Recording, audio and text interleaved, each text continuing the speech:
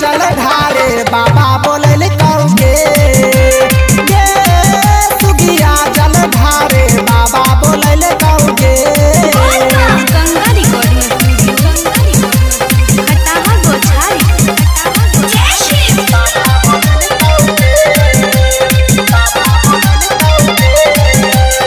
अभी आप सुन रहे हैं दीपक दिलवाला की आवाज।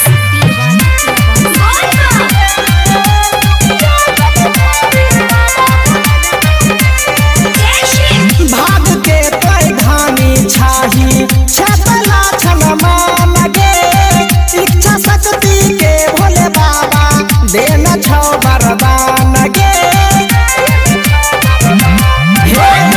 भाग के पैघानी छाही छपला छन मान गे इच्छा शक्ति के भोले बाबा देना छौ वरदान गे।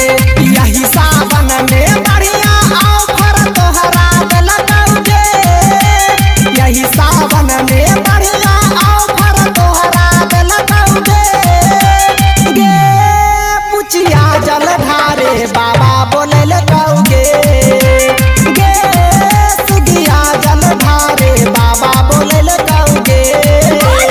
Ganga recording Khataha गोछारी।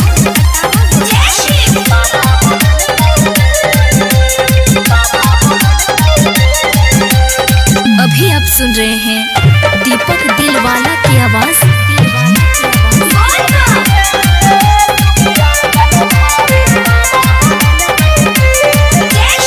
Disco dance तो बहुते कैले काले पुण्य के काम गे पहिला लिस्ट में भोले बाबा लेलक तोहर नाम गे।